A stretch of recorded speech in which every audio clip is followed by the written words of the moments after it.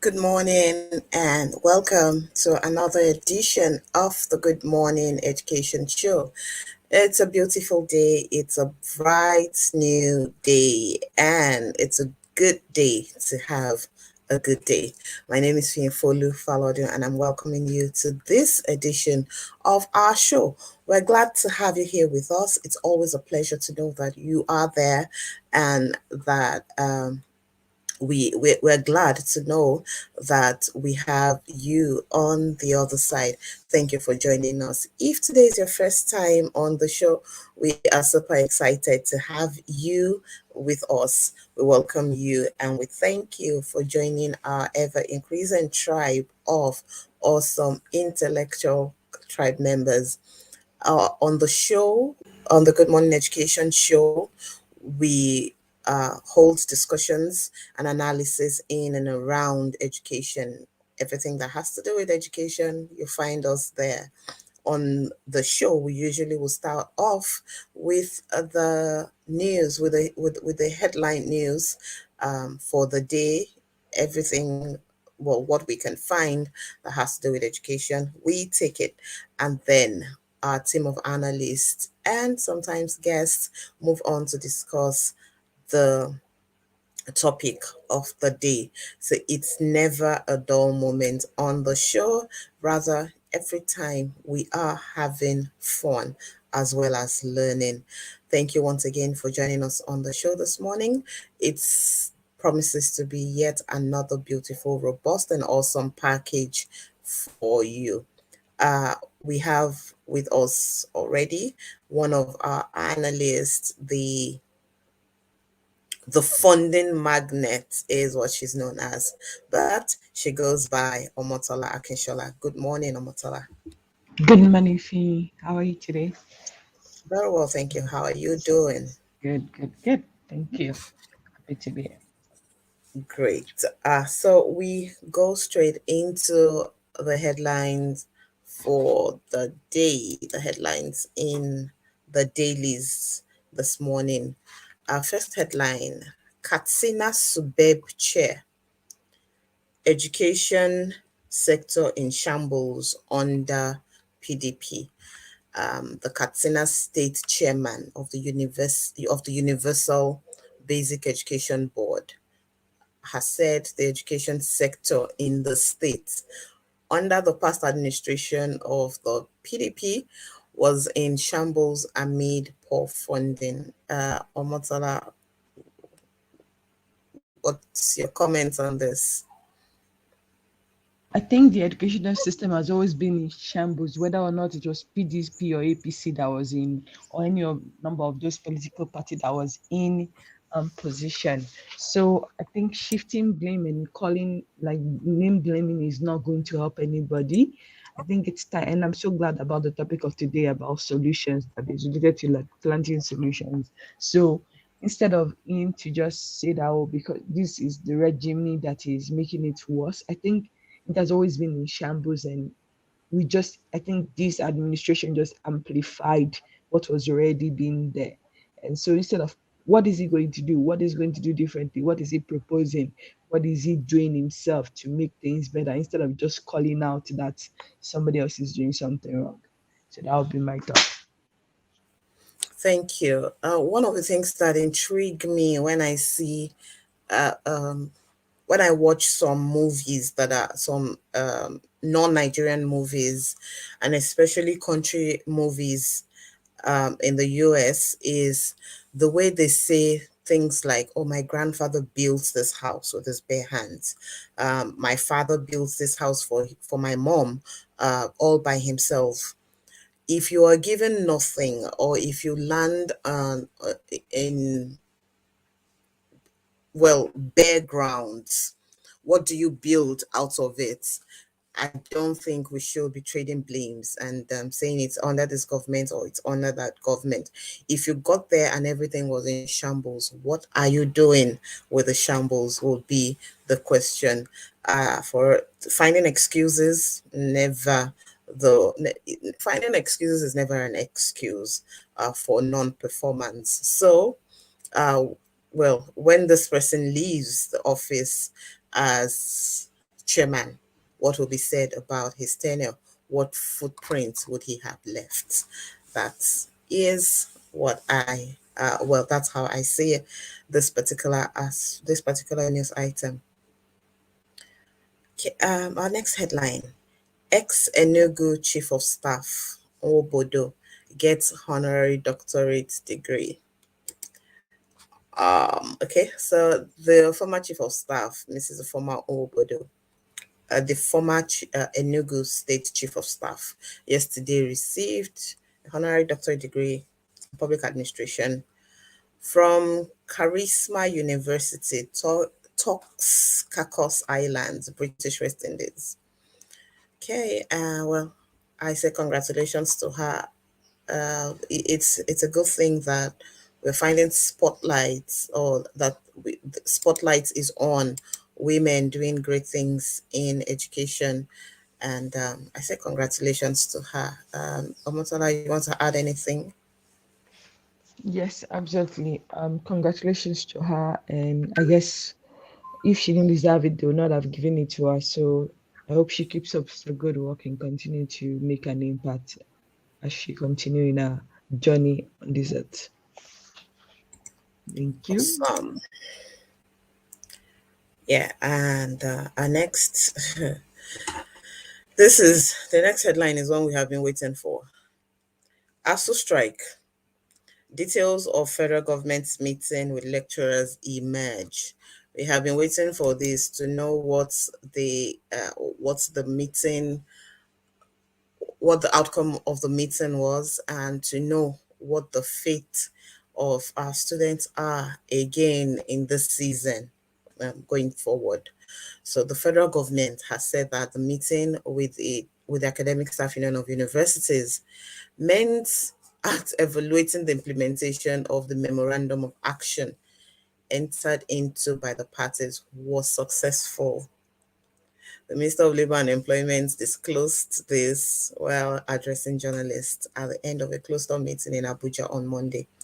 So, if the discussion was successful, I think this means that there will not be a strike action. Yeah, over to you, Motala.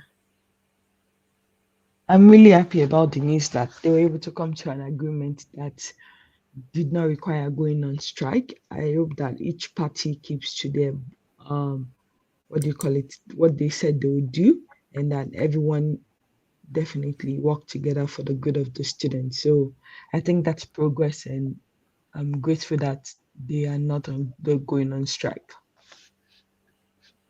For one very heartwarming part of this whole thing is that there won't be a strike. The Association of Resident Doctors embarked on strike action yesterday, and already thinking about the impact and how far that would go is scary. People got to the hospitals yesterday and they didn't have access to doctors. I don't blame the doctors, because I don't think it's fair for anyone to have to work for months without being paid. But it would have been so much more crushing to add ASO strike to the list of strikes, the list of things currently not working.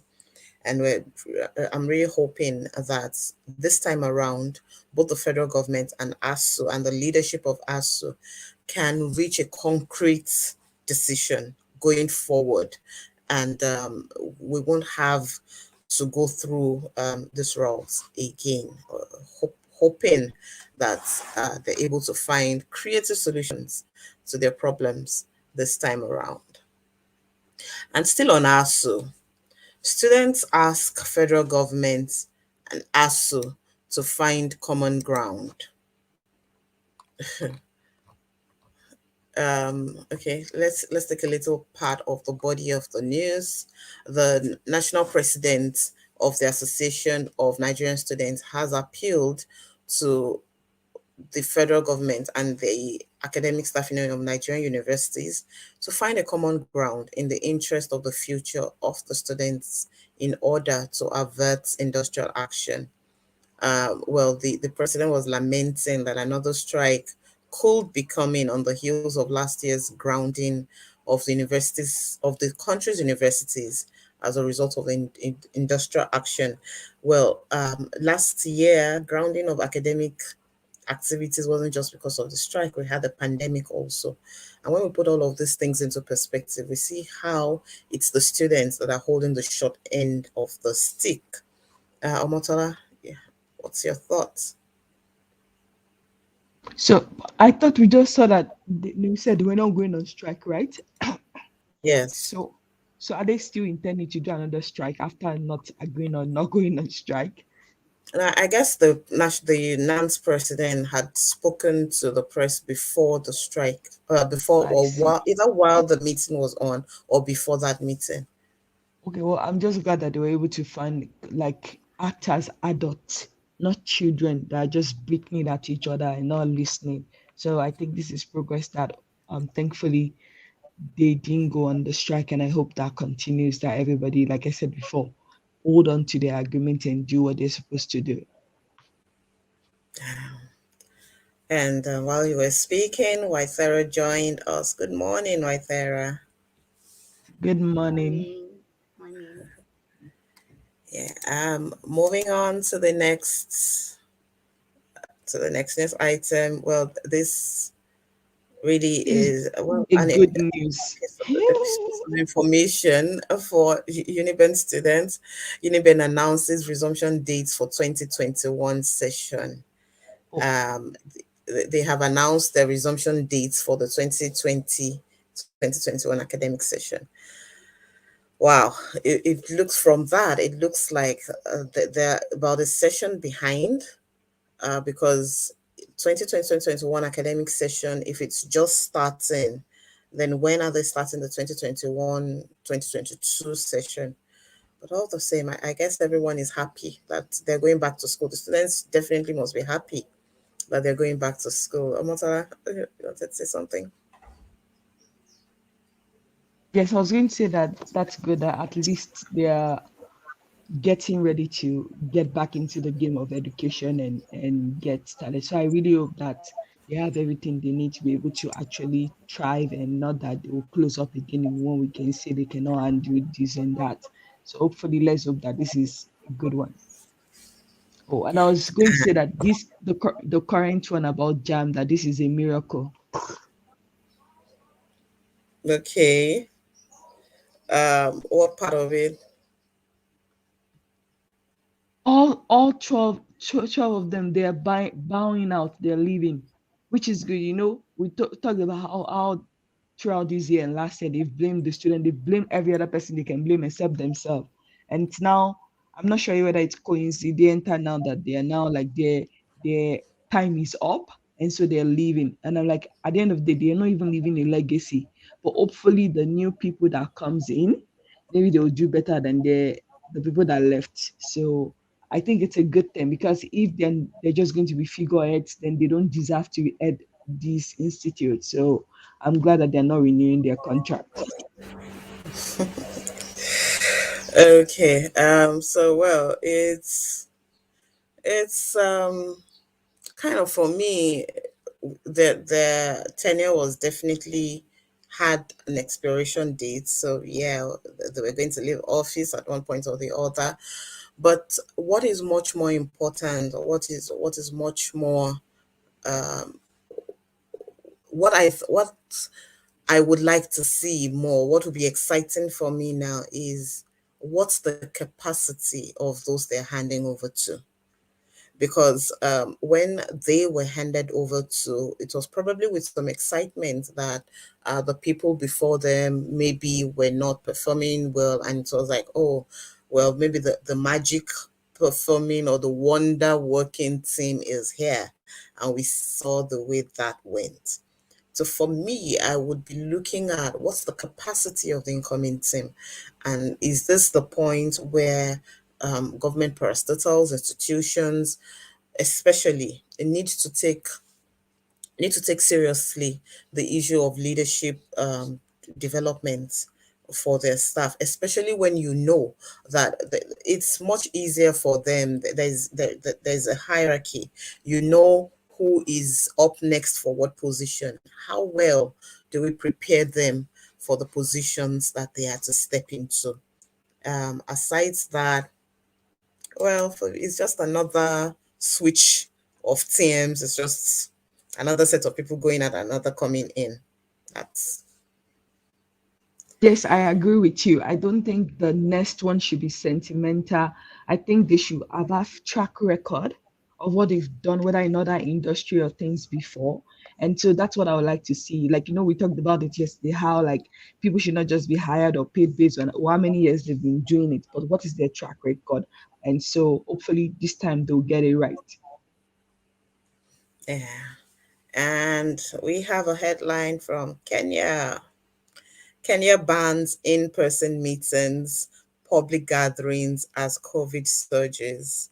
Not a really good one, but right over to you, I thought I'll just take this away. So the COVID situation here. Good morning, everyone. The COVID situation here has been a bit of a concern.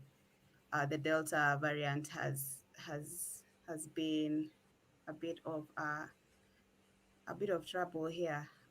There's large numbers of people who have COVID, and our hospital capacity is also not so huge, and so ICUs, hospital beds are full. So the government is trying to do what it can to deal with this. And so it's interesting that they say that they're banning public gatherings, because really they're the perpetrators of public gatherings. Most of the public gatherings that we have here are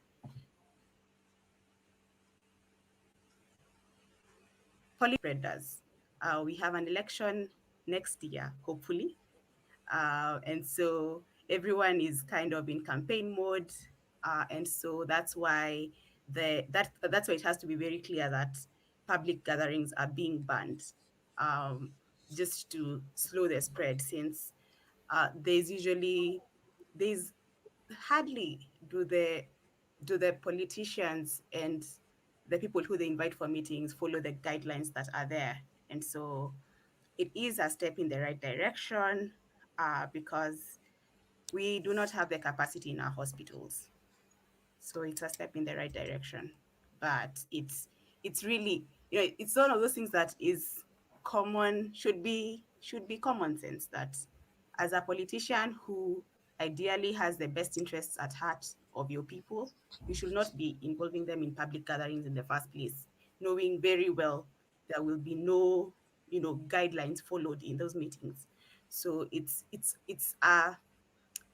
has to be written or said so that it can be followed, then great.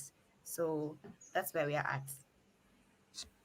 Wow. We're hoping that it looks like Africa is maybe more hit by the Delta variant of the COVID. And somehow I don't think we can really say that we're surprised.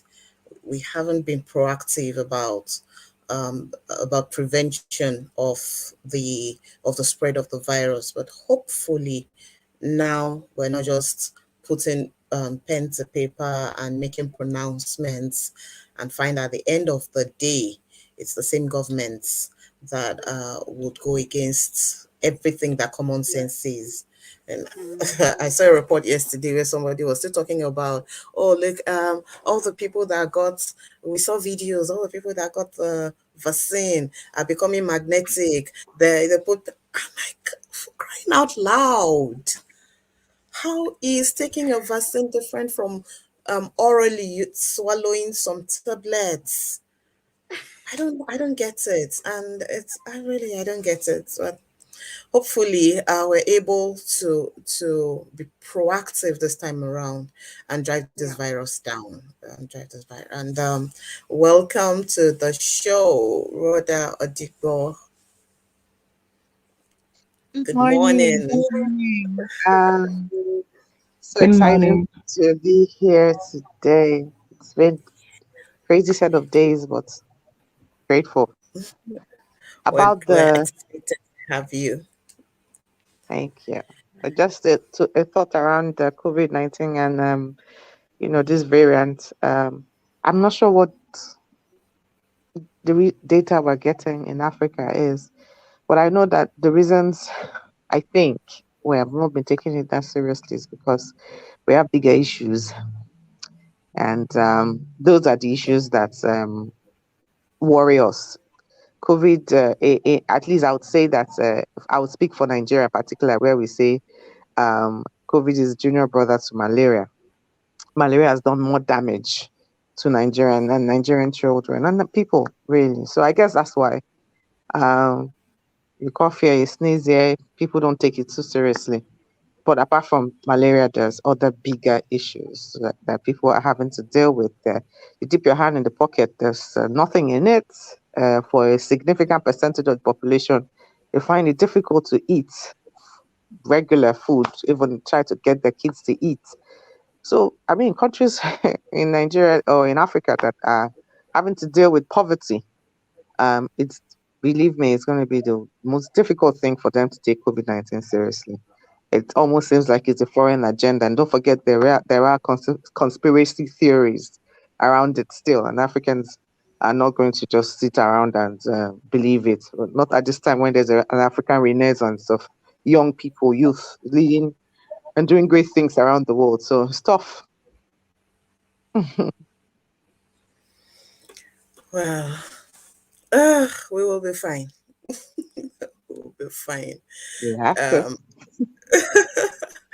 Yeah, no Talking choice. about health, NMA decries barring of NYC doctors and house officers from working in Lagos hospitals. I mean, I do not even understand how this is a thing. The NMA, that's Nigerian Medical Association, says it is actively involved in ensuring that the removal of house officers and NYC doctors from scheme of service does not lead to crisis in Lagos State health sector. I mean, the health sector is grossly understaffed, and where you have people who can help now, I really maybe there's some other explanation to why they're doing this, but right now it's not making total sense. It's not making total sense. It's not making much sense to me at all. Who wants to go on this? Let me not put anybody I on the can. spot here. This will be my own speculation. I think some month ago, a month or two, there was a news that said that they don't want to pay house doctors or like NYC doctors or something again, which I think was a wrong move by the leadership in the first place. But beyond that, also, like for NYC doctors, they pay them more than normal NYC COP members. So maybe they're trying to get out of that. And you're right, it does not make any sense at all. More than ever, this is the time they should even want more of them, and definitely have more of them to spread around the state and things like that. So I hope that hopefully it's just a joke and they actually keep them and not try to get rid of them. Hmm. Okay. Part of the body of the news says that the Council on Establishment released a policy document for the removal of house officers and NYC doctors from the scheme of service, labeling them as students. And for me, that is a huge joke. So, um, we have two more analysts, yes, that have joined us. One of them is the chief analyst and the delectable Mrs. Okafo Ajayi. Welcome to the show. Welcome to the show, Mr. Rotimi Itaya. Good morning. Wow. Sorry, I wanted to leave a thought around this NYC barring of NMA, Okay. NYC barring of doctors. I think there might be a reason for that. I'm not sure. But sometimes these headlines don't just share everything. That's something I have. That's a concern I have when I read headlines, news headlines. They're really not as detailed as all. It's almost as if they don't want us to really know everything. But I think there might be a reason for that. Maybe it's and the thing that can come to my head right now is redistribution of resources, and so it maybe is because there's a number of the students. I don't know if it's really heavily tilted towards the fact that they feel that they're less qualified to be in those hospitals. But I know that student doctors or freshly graduated doctors aren't really used for a number of procedures within the hospitals. But then again, this can I might just be speedballing here, but one who is to tell that one has not experienced a student doctor having to deal with something they are unexperienced in. But I think there's also an undertone there, but maybe not. Yeah, Yeah. the reason is that the National Council on Establishment released a policy document for the removal of house officers and NYC doctors from the scheme of service, labeling them as students. Yeah. That still Labeling does them as not make students. sense. Mm-mm. Yeah. Yeah. Yeah. Yeah. I mean, but It's the reality of it. Hi guys, just to wade I into take this it. one. The reality. Good morning, everyone. The reality is that they are students, right? So perhaps what we should say is, what were they, just to piggyback off what Rhoda was saying, is it that they shouldn't do anything at all, or are there certain duties that they have been assigned to? I mean, I'm still a student in some things, right? At every single point in time, everybody's a student. So I don't think the word student is a bad thing in a sense. It's just that in Nigeria, when we hear some certain things, everybody just picks up arms. But it could honestly just be that there's stuff that they still need to learn. And I mean, when I was when I was much younger in UBTH, we had student doctors, and that's what they were called. Student doctors. They weren't called doctors, they were called student doctors. There was always that addition to the name doctor. And with student doctors, there were certain things that they couldn't do. For example, they couldn't come and just check me without an attending physician. And if they had to, then an attending physician would have said, maybe they go on those ward rounds and they'll say, "Oh, you know what, you do this, do this, do this, do this, do this." And then they can be alone. But they are student doctors, and it's there's nothing wrong with being a student doctor. So we just maybe need to ask for clarity and say, okay, you know what exactly will they be allowed to do, and what wouldn't they be allowed to do? Maybe just that clarity is all that is needed to not ruffle so many feathers. And we know that generally in Nigeria, we're not very good on messaging, right? So people just talk without thinking about how it will affect other people, right? So they may not necessarily mean it in a bad way. It's just that they weren't clear on their messaging, and then maybe we need to then, or well, these stakeholders in a sense need to then ask for those sort of things. So the bar NBA, shouldn't be shouting and screaming. I feel that they should go in there and say, you know what, what's going on here? What can we do to resolve this? Was there a problem that maybe we needed, something like that? And let me give a quick example. So one of my in Port Harcourt, right? So a member of family, some members of my family live in Port Harcourt, and they went into a particular hospital. One of them was ill, and they met an attendant. They met a student doctor, because that's what they are. They're student doctors. They met a student doctor who was still doing his house job and was learning under the attending physician. And then the attending physician was asking him questions, and he couldn't respond. And the attending physician said, "You see my problem with you people and your ASU strikes. You guys are not learning as much as you should." And the physician couldn't say, the student doctor couldn't say anything. He honestly was just, that's my niece. He honestly just blank. Do you get what I mean? So maybe incidents like that have been happening. And to be honest, if you meet some of these student doctors, you won't want them to treat you. I'm not joking about that, right? So perhaps we should go and take a look But at what KK, exactly is isn't it going on. that KK, isn't it that you're pointing out maybe a serious conversation here? Because the truth is that the experience of a student Mhm, as a medical doctor is a concern. Because I know that my cousin, my niece, who is in mhm, her 12th grade, mhm. supposedly in a pathway for medical to study medicine, will not go and study medicine directly.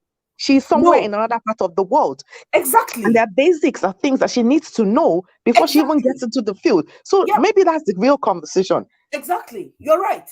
You're right. My niece as well. She's studying nursing, but she wants to be a doctor. When she's done with that, 4 years, then she would then go and start studying to be a doctor. So exactly, maybe that's the conversation we should be having, to be honest. Maybe that's yeah. Thanks, Rhoda, for Yeah. bringing that in. Yeah. And Absolutely. also another thing to say is that I think with the way our education system has been, we talk about rote memorization and just theory a lot of the time sometimes. So I think that might also have a component to play in terms of when they now get into the hospital setting, they don't know a lot of them because maybe they don't have experience with it. And I'm like, how are they supposed to experience something if you're not going to let them practice? So yes, maybe they should clarify and say this is what student doctor can do, this is what they can do under supervision or without supervision. But I don't think they should now totally say they cannot do that again just because they're a student. I think that is a very ridiculous kind of policy to make, and it's without thinking, in my own opinion. All right. Thank you very much for that comment or those comments. And I'm sure if we continue to dig further, we'll begin to see some things that we probably might be opening can of worms. Good morning, Ugochi, the safety chick. Thanks for joining us. Good morning, Mr. Ritimi. Good morning, everyone. We have a full house today. Yeah, we have an African connection today. All right. So without wasting much time, we'll move over to the education grant for the day. Dr. Mutola, please could you take over? Sure. The education grant for today is from Big G Charitable Foundation. The deadline is rolling, meaning you can apply at any time, but the earlier the better. Field of work, you can use it for women and social services, diseases and conditions, sustainability and environmental conservation.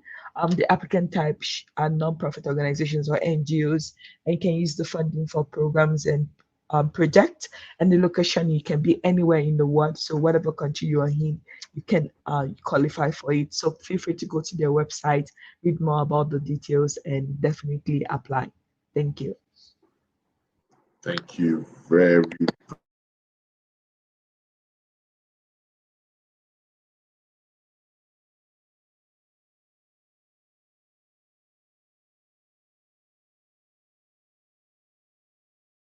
Mr. Rotimi, we cannot see you and hear you in case you're talking.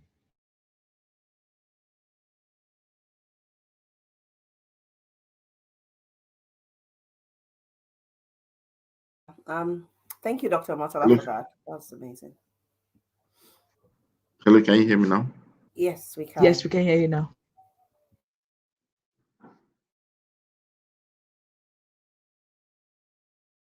All right. The question of the day is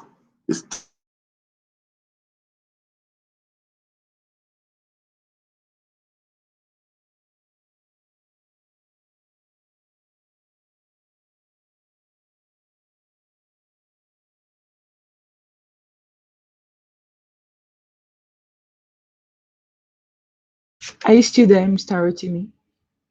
We cannot tag hear the you. seat for a solution. The seat for a solution. And of course, from the headlines, we've had problems that you can't hear me. Can you hear me now? Yeah, we can hear you now. Keep going. We can hear you now. Elizabeth, is what we are talking about. And we are saying that everyone needs to identify the problems that they have, but then also get to a point or a place of clarity where they are able to birth solutions from the perspective of when you see situations that we talk about, and we're talking about it from the root cause analysis. Why is this so? How can we identify the core issues behind the problems that we face, or better still, the solutions that people do need to have? What exactly is the seed factor? What's the first phase? Almost taking into consideration the fact that most people think about the visit and how is it possible for them to explore the very first layers of execution. So I'm going to start with KK. I'm going to start with KK, and let's ask this question: what is it about the word problem that people run away from? When people hear that word, they tend to be a bit apprehensive. KK, over to you. I believe that one of the reasons why people worry about the word problem, and I say I believe because I mean I can't tell, is they just don't think they have the solutions, right? And sometimes the problems are not clearly defined. So it all seems really vague. And they're like, this problem, how am I even going to jump into it? And so people just, the fear of not being able to solve it and being labeled as a non performer is one of the reasons why people are really worried about problems. Also, if the culture of the organization is such that you provide a solution or you prefer a solution and it might not necessarily be taken, then people don't want to be associated with that problem because it just creates more problems, and pun intended, for them. So that's what I believe. People worry about problems, and let me just end by saying that I used to be one of those people, right? When you call problem, I don't want to hear, because I'm like, what? You know what, maybe somebody else should handle this, because I was very immature. I wasn't sure about what it is that I brought to the table. So not being self-aware could also be one of the reasons why people just really fear being in that situation where they have to call their skills to question. But the only way to get over it is to just keep pushing. So that used to be me, not anymore, but that used to be me. So I kind of understand how people feel about things like that. Back to you, Mr. Rotimi. Um, KK has been able to help us identify. Can you hear me?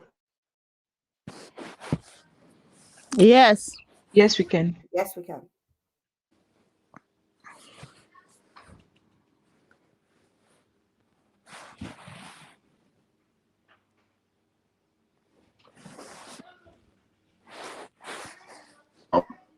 Are not self-aware of themselves, of their capacity, and of course of the solutions that they do carry.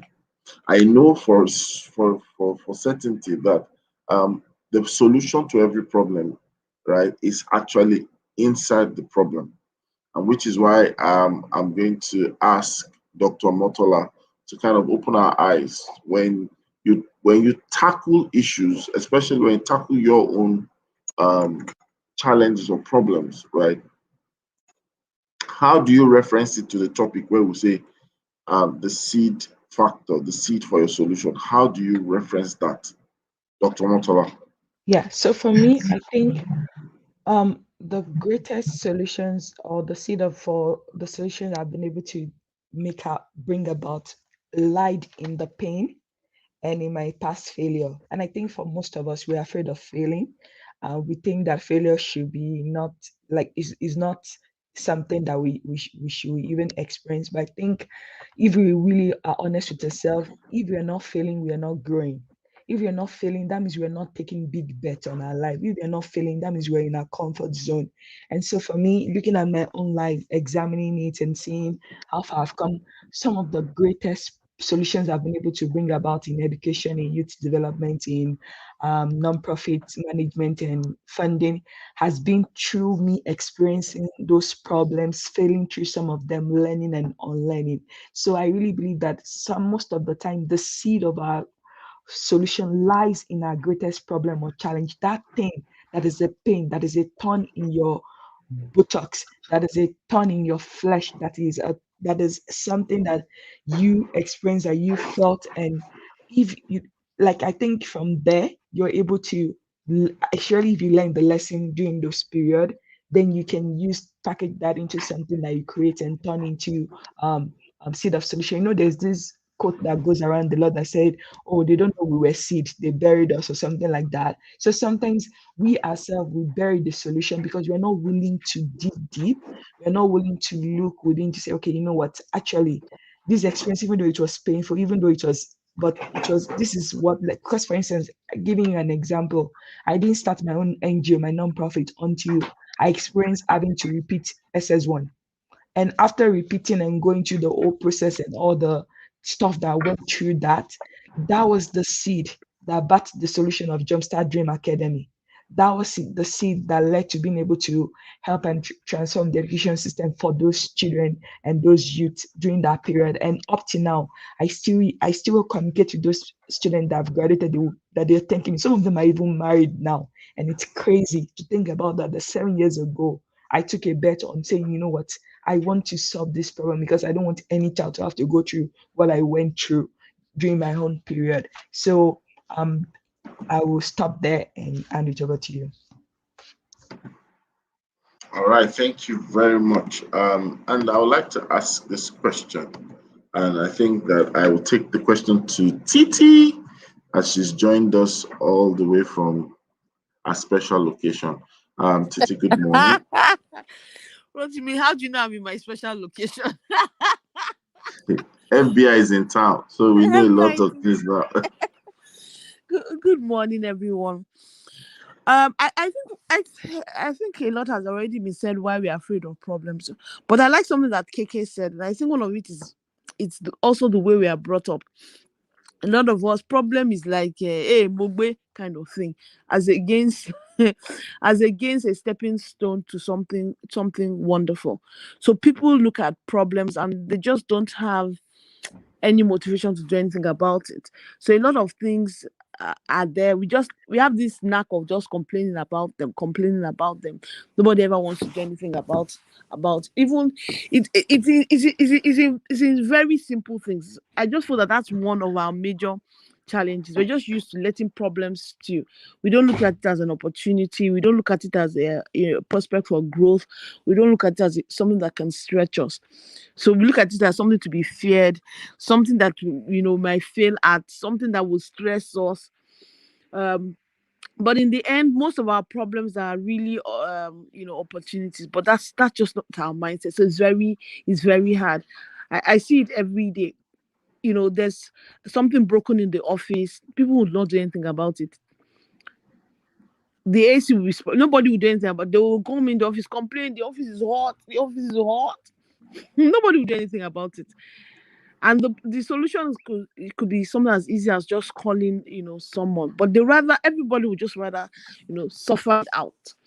Or you live in an estate, it's the same. People have been seeing something, they've been complaining. So I think that's part of our upbringing, if I may put it like that.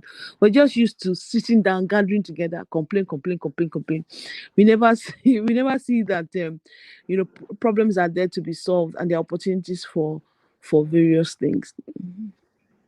Thank you so much. And which takes me to the question. So we know that a lot of people have said all these things about their problems and all that. But I want us to tackle, I'm going to take this question to Waithera, and I'll probably come to Safety Chick before I take a separate question to Rhoda.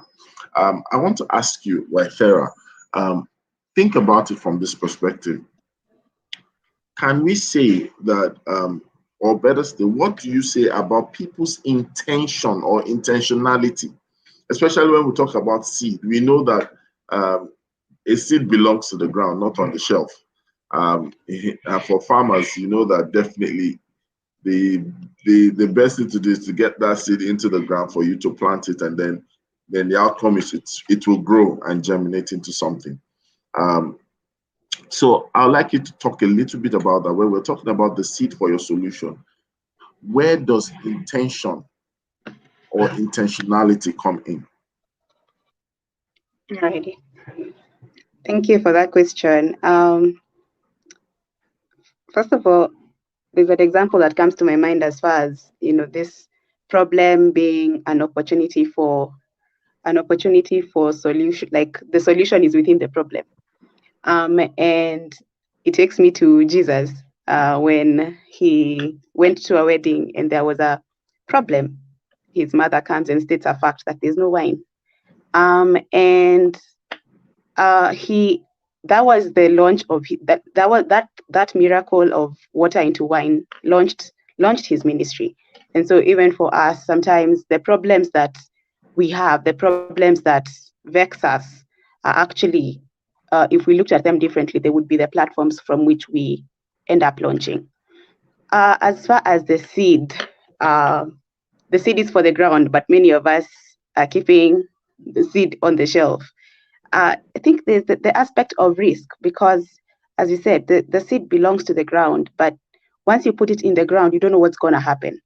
I mean, the expectation is that the seed will grow, but it takes time before we see the seed. The seed has germinated, and then we can see a bud. So before we get to that point, then we never know what's going on under the soil. So we can only trust that the soil and the time and the warmth, the water is doing its work. But we have to put the seed in the ground. And so that risk, because we don't know risk, the uncertainty of when I put this seed in the ground, will it grow? Makes many of us shy away from putting the seed to the ground, because what if it doesn't grow? What if it takes too long to grow? And I liked the example that was on the caption for the poster for today's topic about an oak growing from an acorn. And just how, I mean, I believe it takes time. I haven't done research on this, but I believe it takes time before the seed germinates and gets out of the ground. But and in the generation we are growing in, the times we are in, things tend to be instant. So that process of the seed is in the ground, the seed stays in the ground for a while before it germinates, and then you can see, okay, it's growing, and then it will take time before it has fruit. So that whole process it's scary to wait, because you don't know what's going to happen. So the encouragement is always keep doing the work, keep watering it, and hope that it's growing. But that risk at the beginning, to put the seed in the ground, I think it's a risk many of us are not ready to take, because you don't know where it will end up. Yeah, the seed could refuse to germinate. Well, this fruit will germinate, or this seed will germinate. All right. So let me quickly ask the same question I'm going to ask Safety Chick. I'm going to ask Rhoda. And the question is this. I remember many years ago, I don't know if you guys still remember Sound of Music, the Sound of Music. There's a song in it that says, how do you catch a cloud and pin it down? So I want to take that question to Safety Chick. There are times that in trying to get solutions to the problem, it seems like it's a wild goose chase. And in the real sense of it, how do we really catch a cloud and pin it down from an identity perspective? Safety Chick, over to you. Okay, so I think that to avoid the situation of the wild goose chase, when there is a problem that needs to be solved, the first thing to do is not to rush to start trying to solve the problem. Because I know anytime I want to swing into action, oh, they said we should be problem solvers, let's solve a problem. The first thing to do is actually sit down and do some digging, ask questions, do your research. Ask questions, why is this happening? When you get the answer, why is that happening? You keep doing the why till you get to the bottom. Because many times when we rush to just solve a problem, we end up solving maybe the fruit or the branch, but we leave the root and then it comes back again, maybe in full vengeance.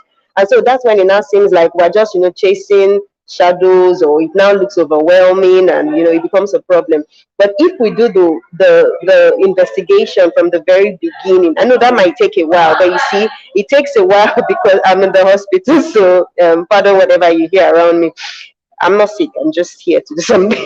Anyways, so it's if you sit down from the beginning to do your research, ask necessary questions from the very beginning, it makes it easier to now get your answer and now move strategically towards solving the problem, as opposed to if you just rush to solve the problem and then that problem gives birth to another problem, or then it exposes the bigger problem. I think it just seems like we keep trying to fix and fix and fix. I'll give a practical example. So there is this portion of the Oshodia Papa Expressway that every year, because that's my route to work, over 8 years now, going, it's always bad at a particular time of the year, every single year. They will just come, they'll pour something, do something, everybody will manage. Next year we are back to square one. And then I think it was towards the end of 2019, somehow they finally decided to do a total upgrade of the entire road. And when I saw the kind of work that went into building the road, they did they scooped things out, put iron, like they now really did the work they were supposed to do. And now you just breeze past that road. It's so easy. It took a while, but initially they were just doing quick fix, quick fix. But when they never actually decided, okay, this is more than quick fix. This one you need to go deep and do the work. So yes, doing the work now will take a while, but it will give you a longer lasting solution. So yes, I think when we sit down first to ask all the questions and be accepting the root cause, it makes it easy to solve problems properly.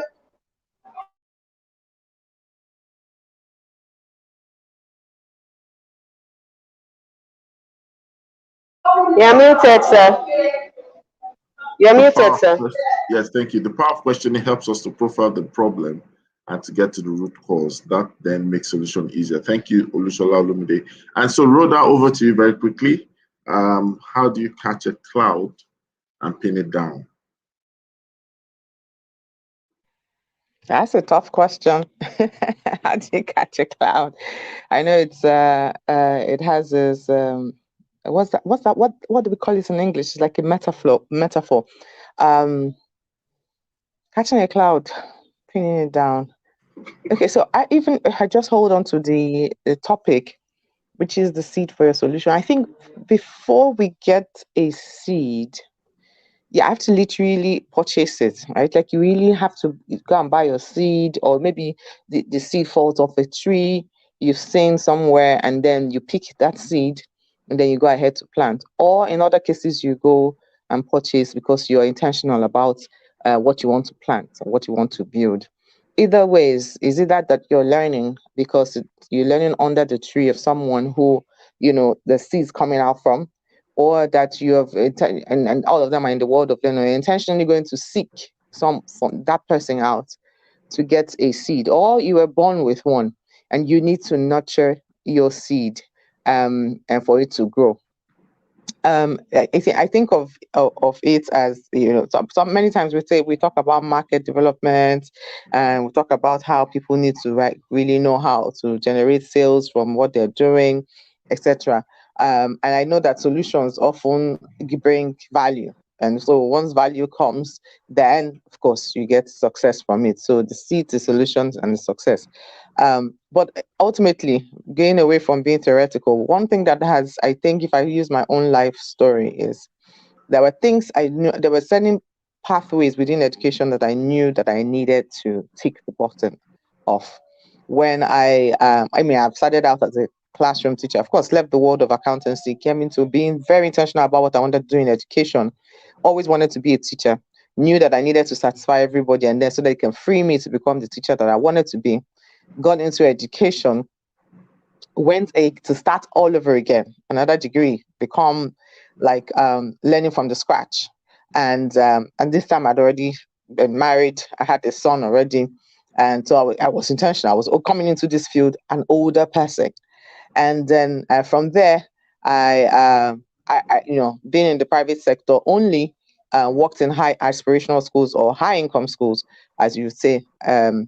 And then knew that, then went into consulting, started consulting for both low income and high income, and then knew something was missing, and that something that was missing was the public sector for me.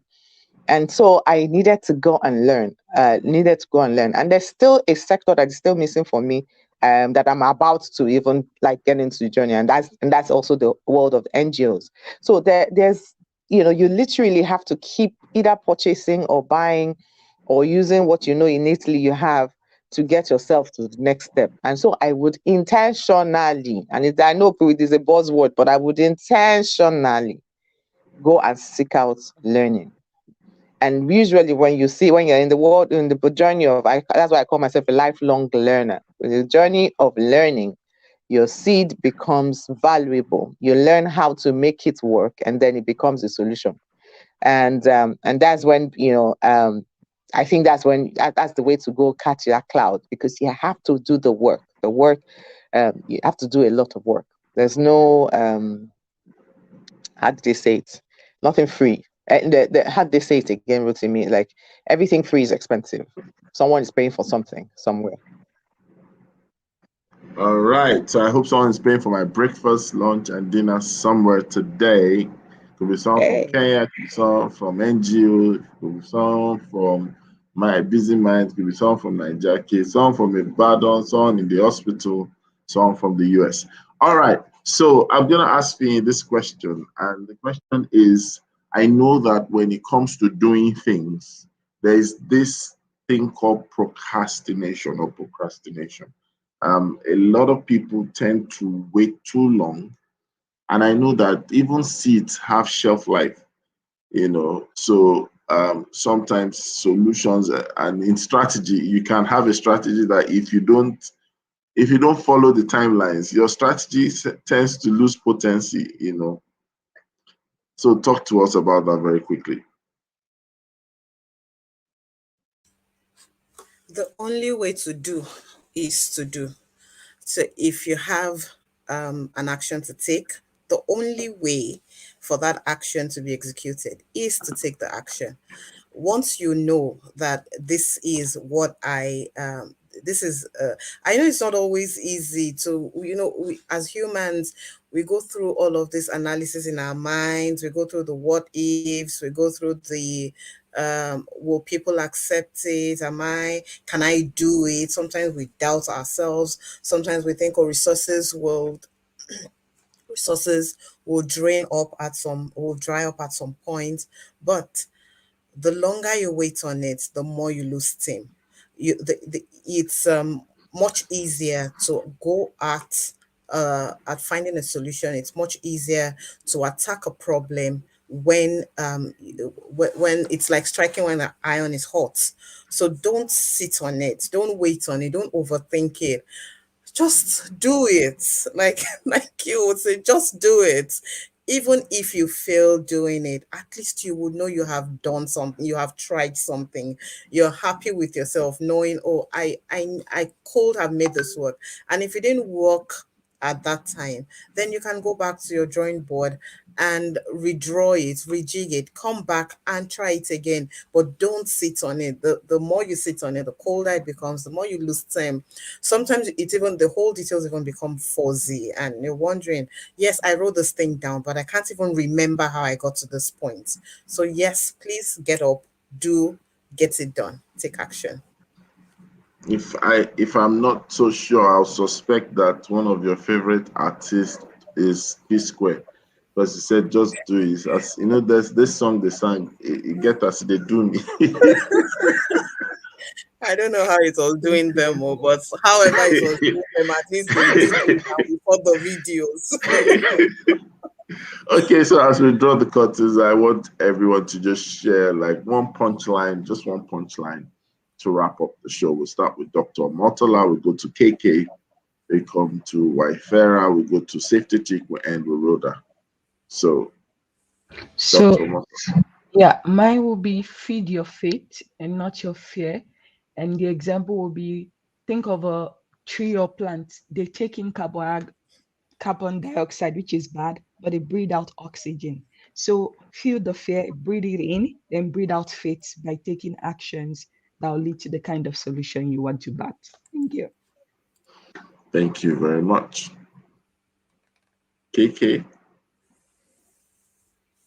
Yeah, I mean, just to piggyback off that, the reality is everything is impossible till it's done, right? So if you think it's impossible now, just get out there and get it done. But come from a place of self awareness, understand who you are, understand the things that you can do, understand where you need to learn, right? And then you know what? Failure is not the end, it is but the beginning. So start again and just keep going. That's it from me this morning. Hey, Safety Chick. Let me show people my face now. Okay, so don't rush into problem solving without doing your due diligence.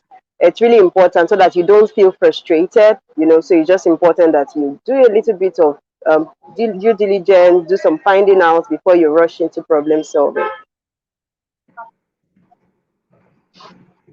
And looking too chickish for the hospital. I Are you tell there to see you. the doctor? Are you So there I to say I'm get not treated? sick. Safety Chick. The doctor says,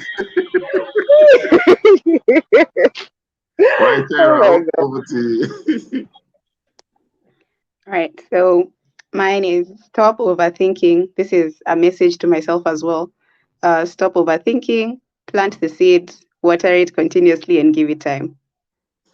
I'm ringing the bell of blessing for that. Stop overthinking. Stop overthinking. Start doing. Start doing. So yes, we have, I think, Rhoda, yes.